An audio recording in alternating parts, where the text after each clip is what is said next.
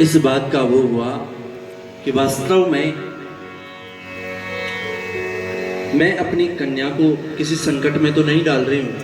शिव जी से विवाह करवा करके क्या वह सुखपूर्वक रहेगी? पार्वती तो हट कर रही है।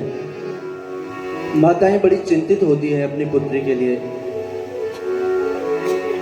कि क्या उसको अच्छा वर मिलेगा या नहीं मिलेगा। इसी चिंता में माता मैना भी डूबी हुई थी। लेकिन आगे वशिष्ठ ऋषि और अरुंधति ऋषि पत्नी आई हैं। उन्होंने बहुत प्रकार से समझाया, हे देवी मैना, भगवान शिव तो आदिदेव हैं, ऐसा स्वरूप तो वह लीला मात्र के लिए धारण करते हैं। और भगवती पार्वती भी कोई साधारण स्त्री नहीं है।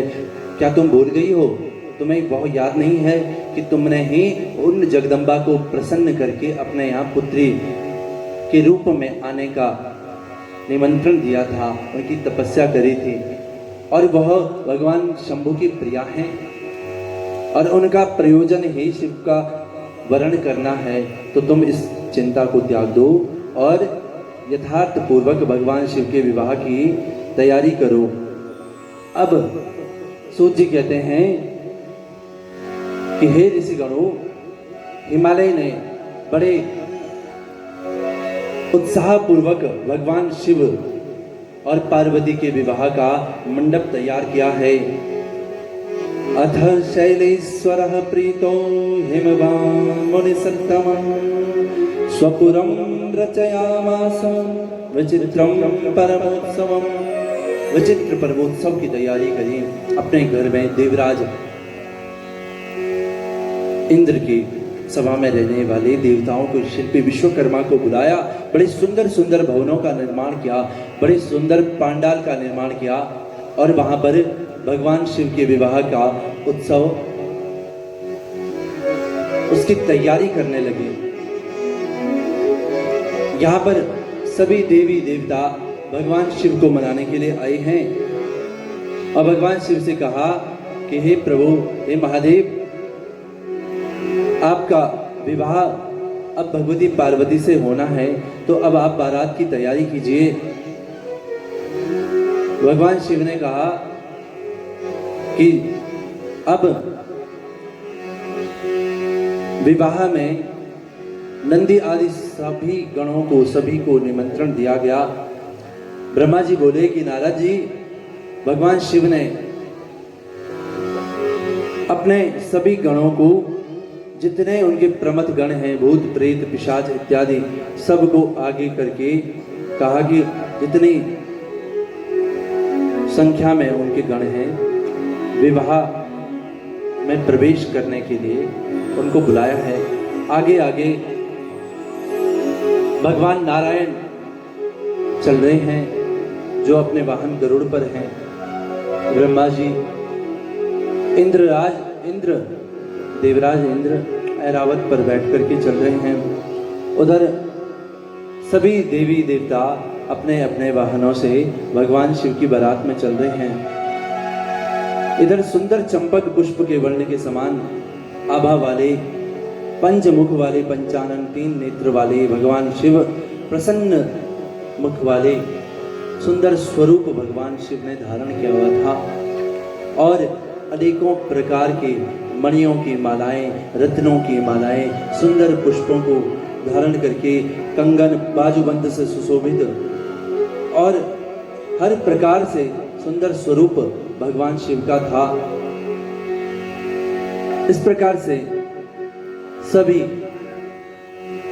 भगवान शिव के स्वरूप को देख करके अत्यंत मोहित हुए हैं।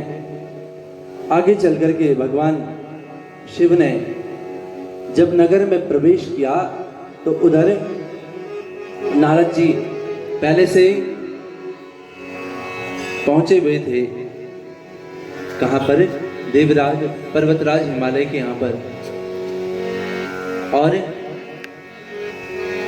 वहां पर उन्होंने कहा कि हे देवी मैना, हिमालय, आप तैयारी करें, अब बारात पहुंचने ही वाली है। भगवान शिव अपने गणों के साथ, समस्त देवताओं के साथ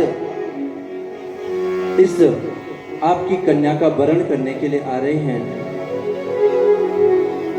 वहां पर माता मैना ने प्रश्न किया कि हे नारद जी, भगवान शिव कैसे दिखते हैं? इससे पूर्व मैंने तो उनका दर्शन नहीं किया है। तो भगवान नारद ने कहा वो बड़े सुंदर हैं, कर्पूर के समान उनके अंग हैं, सब प्रकार से बहुत सुशोभित हैं। आप अब उनका दर्शन करेंगे। जैसे जैसे बारात आ रही है तो पहले पहले भगवान शिव ने मैना के भाव को जान लिया, क्योंकि मैना तो हट करके बैठी हुई थी कि शिव को मैं अपनी कन्या नहीं दूंगी। शिव शमशानवासी है, वह अमंगल स्वरूप वाले हैं। तो भगवान शिव जो मंगल रूप धारण करके पहले आए हुए थे, सुंदर आभूषण धारण करके आए हुए थे, लेकिन मैना का अभिप्राय जान करके, उनके मनोभाव जान करके भगवान शिव ने देवताओं को आगे कर दिया, नारायण को आगे भेज दिया। नारायण तो बड़ी सुंदर है, मंगलमय है। मंगलम भगवान विष्णु, मंगलम गरुड़ध्वज, मंगलम पुंडरीकाक्ष, मंगलाय तन्नो हरि। ऐसे मंगलमय भगवान विष्णु आगे से चल रहे हैं। मैना जी ने नारद जी से पूछा कि हे नारद जी, क्या ये पार्वती के होने वाले पति हैं? नारद जी ने कहा नहीं नहीं, ये तो भगवान विष्णु हैं, और ये विष्णु जी भी सदैव उनका ही ध्यान करते हैं, उनका ही पूजन करते हैं, वो तो इनसे भी सुंदर हैं।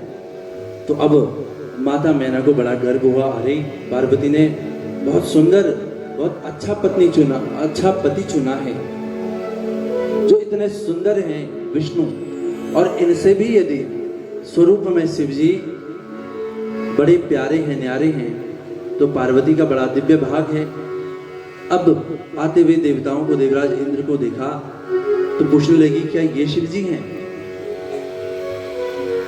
नारद जी ने कहा नहीं नहीं, ये तो देवराज इंद्र हैं। अरे आप भगवान शिव को आने तो दो, उनका स्वरूप देख करके आप बड़ी प्रसन्नचित हो जाएंगे। और भगवान शिव का स्वरूप तो बड़ा ही सुंदर है, उनका विग्रह देख करके आप धन्य हो जाएंगे। इसलिए आप उनका स्वागत की तैयारी करो। इस प्रकार जो है मैना देवी भगवान शिव के आने का इंतजार कर रही हैं, और प्रत्येक देवता को देख करके बड़े भाव से कि जब यह भी शिव नहीं है तो अवश्य ही शिव इन सब से सुंदर होंगे, देवादिदेव हैं। इसी प्रकार से देवी मैना सोच रही हैं, आज मैं धन्य हो गई हूँ, पार्वती के जन्म से पहले ही मैं धन्य हो गई थी, लेकिन इसका पति जब सभी देवताओं का आश्रयदाता है, सर्वांग सुंदर है, तो मेरे जन्म का साफल्य हो चुका है, पार्वती का साफल्य हो चुका है। यह इंतजार करते हुए अब भगवान शिव अपने सभी जो भूत प्रेत राक्षस जितने भी वैताल इत्यादि डाकनी शाकनी वहां पर विराजमान थे, उनके मध्यस्थ उन्होंने अपना स्वरूप जो पहले मंगलमय स्वरूप बना रखा था उसको छोड़ करके माता मैना की परीक्षा लेने के लिए औघड़ का स्वरूप बना दिया। उन्हें मुंड मालाएं धारण कर दी और इतना विकराल रूप बनाया, जैसे ही बारातियों को आते हुए देखा तो किसी का सिर नहीं है, किसी का हाथ नहीं, किसी की आंख नहीं, बड़े भयंकर भूत प्रेत वहां पर आने लगे। अब मैना जी ने जैसे ही यह देखा और नारद जी से कहा कहाँ है शिव जी? तो नारद जी ने इशारा करते हुए कहा वो जो आ रहे हैं ना, वो शिव जी हैं। जैसे ही शिव जी का वो रूप देखा जो भगवान शिव जी ने जानबूझ करके मैना माता की परीक्षा लेने के लिए बनाया था, जैसे ही स्वरूप देखा तो बेहोश होकर के गिर पड़ी। अरे इतने भयंकर, ऐसा डरावना वेश, बहुत देर तक माता अपने होश में नहीं आई है। उनको पुनः जगा करके जब चेतना में लाया गया तो माता मैना ने नारद जी को बहुत बुरी तरह से फटकारा। अरे दुष्ट कपटी नारद, तूने तो कहा था कि भगवान शिव बहुत ही सुंदर हैं, लेकिन यह तो औघड़ है। क्या तूने हमारी प्रिय पुत्री ऐसी कोमलांगी को, जिसको धरती पर चलने पर भी कष्ट होता है, ऐसी राजकुमारी को, और उसको भी प्रेरित किया कि तपस्या कर, तुझे भगवान शिव जी मिलेंगे। और मेरी पुत्री को तूने ऐसा रास्ता दिखाया, उसने इतनी उग्र तपस्या करी, और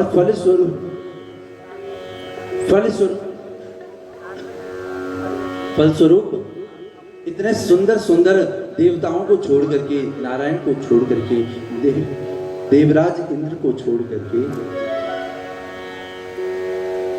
ऐसे औघड़ से तुम मेरी पुत्री का विवाह करवा रहे हो। दुष्ट नारद, तुम बड़े कपटी हो। भगवान नारद वहां से चले गए। पुनः अब हट पकड़ के मैना माता बैठ गई कि मैं पार्वती को मार दूंगी, लेकिन ऐसे अवघड़ रूपधारी, ऐसे कपालों को धारण करने वाले भगवान शिव से उनका विवाह नहीं कराऊंगी। यह हट करके बैठ गई। पुनः सभी ऋषि पत्नियां जो आई हैं, उन्होंने समझाया और भली भांति भगवान शिव का परिचय कराया कि भगवान शिव तो सर्वसमर्थ जगदीश्वर हैं, ऐसा स्वरूप वह लीला मात्र से बनाते हैं, आप इस हट को त्याग दीजिए। पुनः समझाने पर, शिव तत्व का बोध कराने पर मैना माता उसमें आई हैं, और अब भगवान शिव ने भी जब उनकी परीक्षा ले ली और अपने तत्व का दर्शन करा दिया, तो पुनः मंगलमय स्वरूप बना दिया। अब भगवान शिव की बारात आ गई है और दिव्य मंडप में माता पार्वती और शिवजी विराजमान हैं। उनका विवाह अब अग्नि के सन्मुख फेरे लेकर के विवाह हो रहा है। भगवती माता उमा और भगवान महेश्वर के विवाह में हम भी संगीत के माध्यम से, कीर्तन के माध्यम से उस स्थान को अपने मन से उस स्थान में चलें।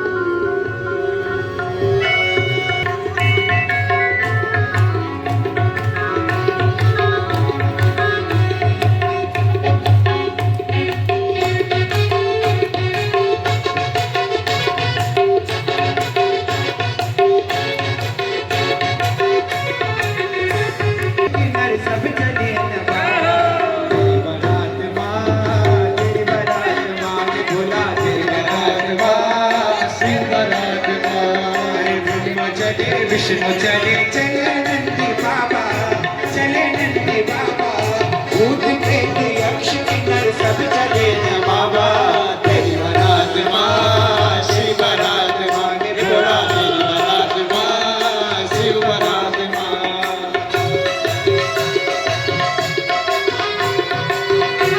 सभी लोग झूठे बड़े भाव से बोले शंकर भगवान की।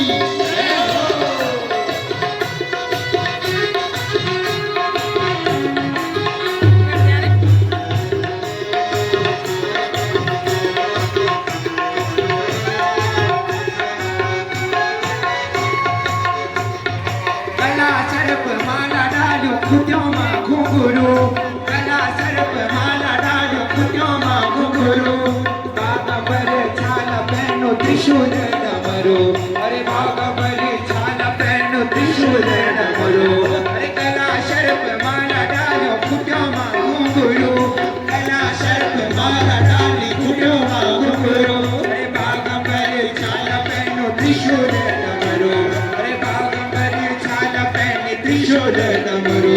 अरे ब्रह्मचर्य विष्णु चले चले नंदी बाबा, चले नंदी बाबा, भूत प्रेत यक्ष किन्नर सब चले न बाबा। तेरी बारात माँ, तेरी बारात माँ, बोला तेरी बारात माँ, शिव बारात। यहाँ पे शिव जी पार्वती की शादी हो रही है और शिव पार्वती शंकर भगवान की।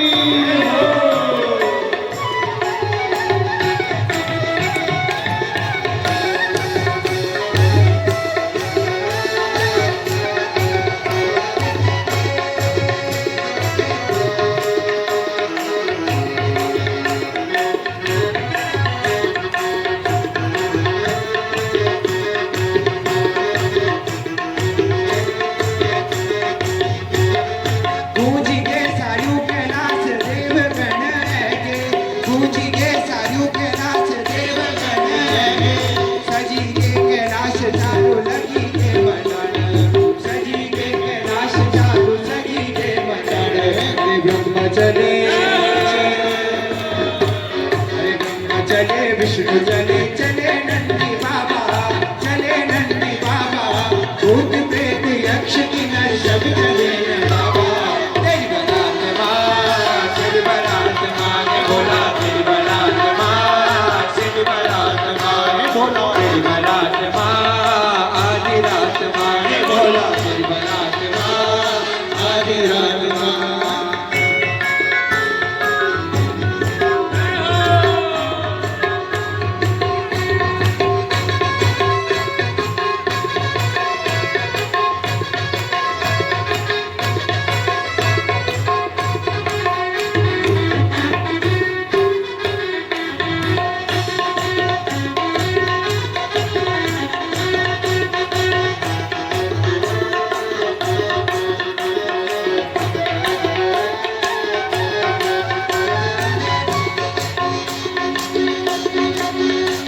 हरे ब्रह्मा चले विष्णु चले चले नंदी बाबा चले नंदी बाबा भूत प्रेत यक्ष किन्नर सब चले न बाबा तेरी बारात माँ तेरी बारात माँ तेरी बारात माँ शिव बारात माँ हे भोला तेरी बारात माँ शिव बारात माँ तेरी बारात माँ तेरी बारात माँ हे भोला तेरी बारात माँ तेरी बारात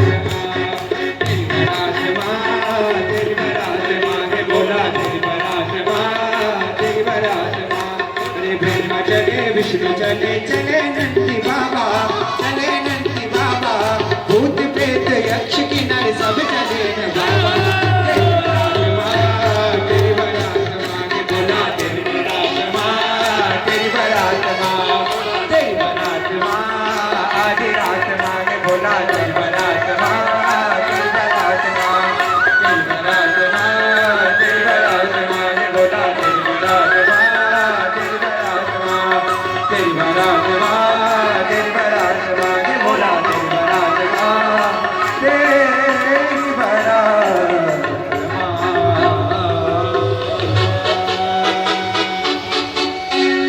बोले शंकर भगवान की पार्वती मैया की भगवान शंकर ने सर्वांग सुंदर विवाह में पहले द्वार पर बड़ा स्वागत हुआ। लोकपालों सहित भगवान शंकर को विवाह मंडप में ले जाया गया और मैना ने भी अपनी सखियों के साथ भगवान शिव का द्वार पर पूजन किया है, अपने जमाई राजा को बुलाया है। विवाह मंडप में भगवान शिव ने अंतर्वेदी में जब प्रवेश किया तो हिमालय वेदी के ऊपर समस्त आभूषणों से युक्त तनभंगी माता भगवती पार्वती विराजमान थी। माता पार्वती के साथ वहाँ विष्णु तथा महादेव जी को लेकर के गए हैं। उस समय वहाँ बृहस्पति आदि समस्त कन्यादानोचित लग्न का विचार करने लगे। उचित लग्न में भगवान शिव और पार्वती का विवाह हुआ है और सभी ब्राह्मण स्त्रियों ने भी उनकी आरती करी है, जिनके लिए उन शिवा ने पूर्व काल से अत्यंत कठोर तप किया था। उन्हीं महादेव से विवाह करके वह अत्यंत शोभायमान हुई है। सभी श्रोतागणों को, सभी श्रीनगर वासियों को भगवान शिव के विवाह की ढेर सारी शुभकामनाएं, मंगल कामनाएं। साथ ही साथ कथा का जो सीधा प्रसारण हो रहा है YouTube के माध्यम से हमारे जगन्नाथ डिमरी चैनल पर, साथ ही साथ केदार टीवी पर भी और फेसबुक पर भी जो इस कथा का आनंद ले रहे हैं, उन श्रोताओं को भी भगवान शिव की बधाई है। अब कुछ क्षण नाम संकीर्तन और फिर आरती